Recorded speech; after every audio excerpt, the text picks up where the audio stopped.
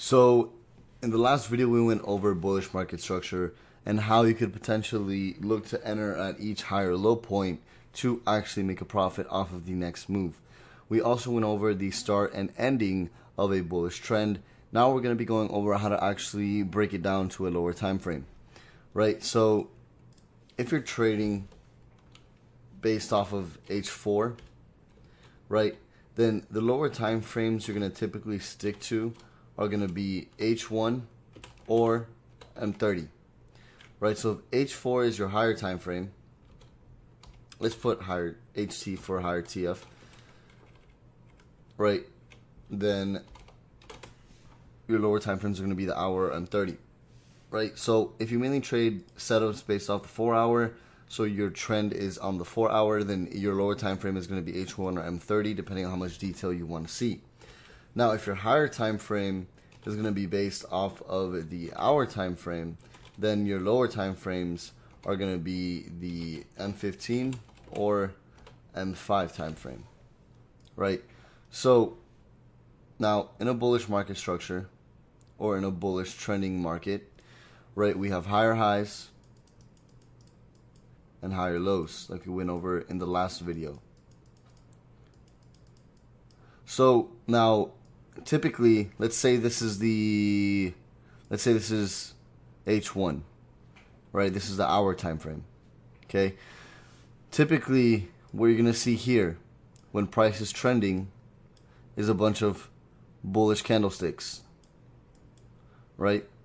This is typically what you're gonna see, a bunch of bullish candlesticks with wicks. Now, when price is actually trending here, right, and all you see is bullish candlesticks, if you go down to the 5-minute time frame, what these bullish candlesticks are going to look like is a trend itself within the 5-minute, right? So there's a trend within inside of a trend in every single time frame. Okay, for each move there is a trend. So again, if this structure right here is the hour, what these moves are going to look like typically is a bunch of bullish candles. Now, if you go down to the 5-minute time frame, this move is going to look like another trend in the 5-minute, right? So these are going to be typically bullish candlesticks here based off of the hour, right?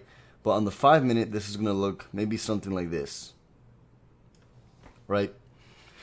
So how do you know that price may potentially pull back once you're at a higher high? It's simple. You're going to see a bullish candlestick. So let me make this blue. You're going to see a bullish candlestick, probably with a really big wick to the upside. Let's make this bigger. Right, momentum is going to start slowing down again. You'll get to the momentum section later on in the course, right? And then you're going to see a bearish engulfing, where typically there'll be another wick to the upside, and this bearish engulfing will close under the low of the previous bullish candlestick. So this is what the hour is going to look like at your higher high. On the 5-minute time frame, if you look at this on a 5-minute time frame, it's going to look like this.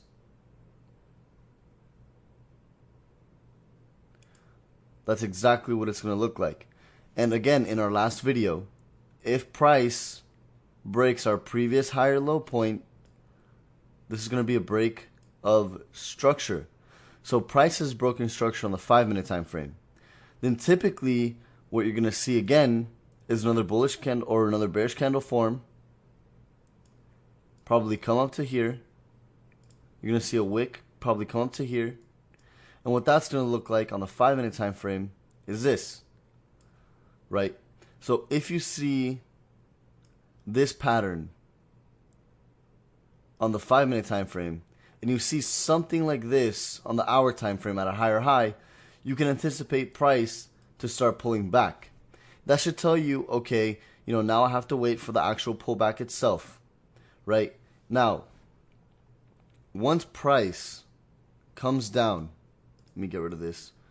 Once price comes down to form a higher low, and you see this, see you have a bearish candlestick here, maybe with a big wick to the downside, maybe you're at a PRZ level, a bunch of other confluences that you're going to learn later on in the course, right? And then you see this, a bullish engulfing, right? Maybe with really, really small wicks, and it closed above the high of the previous candlestick, right? What this is going to look like, this is going to be your first indication to buy. What this is going to look like on the 5-minute time frame is this.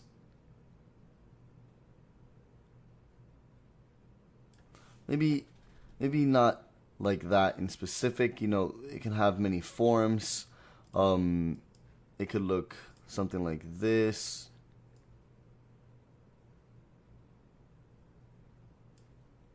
Right? It could look like this. It has many forms.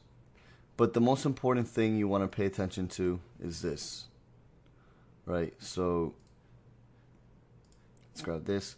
Let's just say this is H1 here. This is going to be M5. This is H1 here.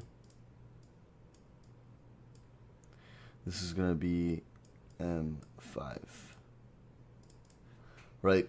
So M5 is probably going to look something like this.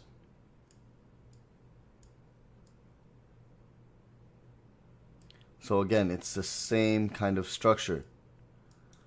Right? Same exact thing happening, just the roles are reversed. You're going to see price form a bullish engulfing on the hour time frame. This is going to be your first indication to buy. Why? Because price has already pulled back. Now you have a bullish engulfing, probably at a PRZ level, and you have a break of structure on the 5-minute time frame. Right? So now what you're going to do is wait for this next bullish candlestick to open up. You're going to wait for price to pull back, and then you're going to buy at a higher low point on the 5-minute time frame. Right? At the break and retest of this previous level of structure on the 5-minute. Right? So your entry will be somewhere along here. Your stops will go here, and your targets will be up here. So this is when you could kind of tell that price is going to continue in that direction. Right? So again, this is what a break of structure looks like. This is a bullish break of structure.